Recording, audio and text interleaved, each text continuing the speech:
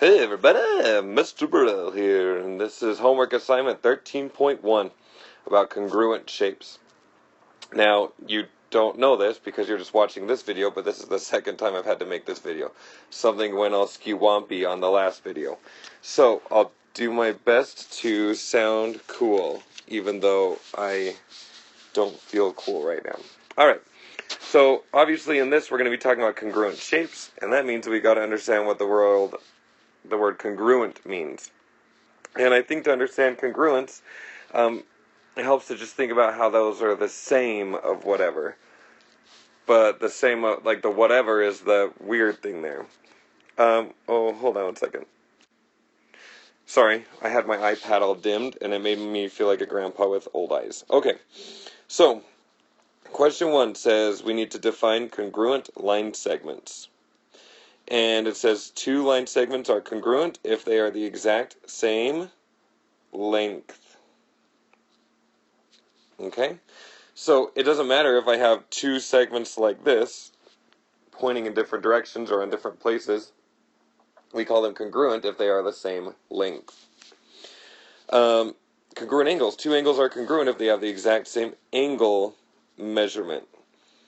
Now, that seems kind of silly, but let me explain to you why that's important. Kind of. So, if I have an angle that looks like this, and another angle that looks like this,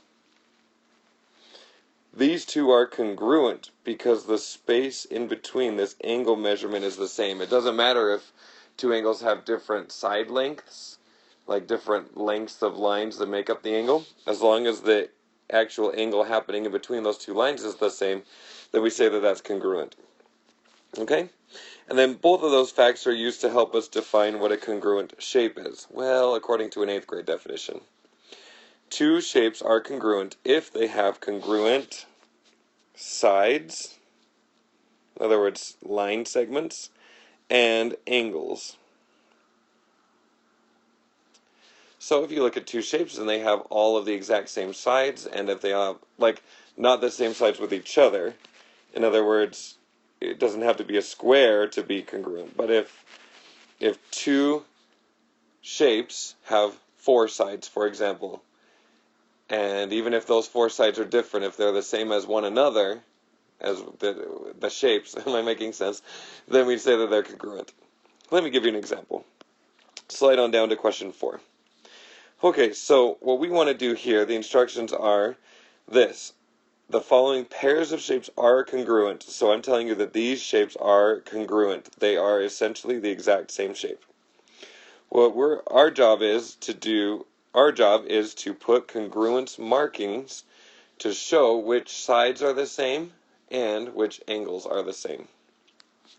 So when I usually do this, I usually kind of just go ahead and mark the sides on one of them. So I say, hey, let me put 1 tick mark on this side, 2 tick marks on that side, and 3 tick marks on this side. Okay? There's no rhyme or reason for that. I just am choosing those ones. Then I kind of do the same thing with the angle, but I kind of show this rounded thing here. So I do that on one of them, I do that on the second one, and on the third one. And so my job is to figure out, okay, in this shape here, which of these 3 sides matches this one side here. Well, looking at it, this is kind of like the shortest side. This is like the second longest, and this is the longest side. So the shortest side, I'm going to put a matching mark like that. So this one had 1 tick mark, so I'd have 1 tick mark there. This one had 2 tick marks, and this one had 3 tick marks. And again, I'm just kind of like estimating by sight the lengths of those sides. Now, it just so happened that I put 1 tick mark on the shortest one. I totally could have, over here, if I wanted to, put 1 here, 2 here, and 3 here. It doesn't matter, as long as then I put 3 here, 2 here, and 1 here. I just want to make sure that they match one another. Okay? So, looking here at how I have this example now, it looks like this one curvy line is between the 2 tick mark and the 3 tick mark. So I'm going to come here between the 2 tick mark and the 3 tick mark, and I'll put 1 curvy line.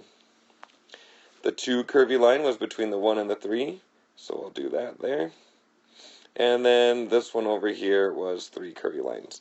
And now when I look at these two shapes, I know, hey, these two sides are the same, these two angles are the same, these two angles are the same, these two sides are, whatever. Essentially, I can confirm through those little markings that we have two congruent shapes because they have the same side lengths and the same angles. Let's try that again down here with number 7. So on number 7, again, just being willy-nilly, I'll just put 1 here. Why don't we go this way? Sure, why not? 2, 3, and 4. Then, just for kicks and giggles, why don't I just label this one with a 1, this one with a 2, this one with a 3, and this one with a 4. Now we just have to match stuff up. Well, I got my blue pen turned on, so look, it looks like this like inverted angle right there. That one seems to be our 1, and then the one attached to the really small side was our 2, and then this one here was our 3, and then the really skinny one was our 4. And so I can kind of look here and say, oh, well, between my 1 and my 4 was my 4 tick marks. Between my 1 and my 2 was my 1, 2 was there, and 3 was there. Neat. Oh, Morel, you are so good at that. I know. Okay. Now, it looks like we're being hit here with a 9th grade definition about congruent shapes. So remember, the 8th grade definition back on this page, we said that congruent shapes, or shapes were congruent if they had the same sides and the same angles. Well, in 9th grade, what people want you to realize is that two shapes are congruent if a series, so if many, rigid motion transformations. So a rigid motion transformation is like, it's one of the transformations we talked about last unit that doesn't change the length of the sides and it doesn't change any angle measurements. And the 3 big ones there are reflection, rotation, and translation. So you might be asking yourself, well, what isn't a rigid motion transformation? And an example of that might be like a dilation. If you remember dilations from 8th grade, that's where you take a triangle and you make it bigger, or maybe you made it smaller. That was called a dilation. And you see in that example that we're not keeping the side lengths the same, so those are not rigid motion. So we kind of ignore them for today. So what we're doing here with these questions is this. The question says, show that the following pairs of shapes are congruent by describing with details the 2 transformations that it takes to carry one shape onto the other. In other words, we have 2 different shapes. And by translating, rotating, and or reflecting, by doing 2 of these things, I'm going to mix and match, I can get this shape to land on that shape perfectly. Let me give you some advice since you're taking the time to watch the video. What I do in these instances is I always start with a translation. Translation is the easiest.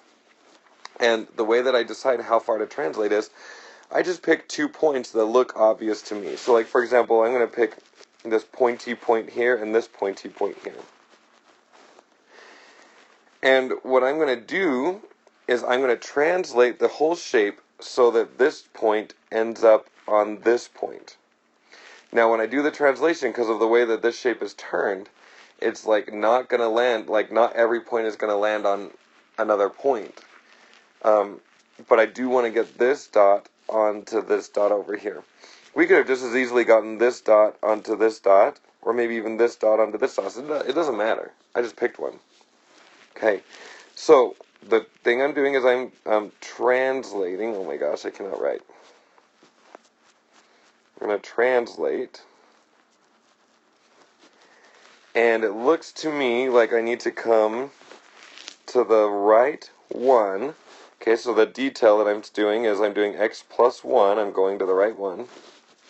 And then I'm going to go up 1, 2, 3, 4, 5, 6, 7, 8, 9, 10, 11. So I'm going to the right one and up 11. Again, there's lots of different translations that we could have done, but that will get me 1 dot on the other. Now, if I do that with every single point, maybe I hope I'm not wrong here.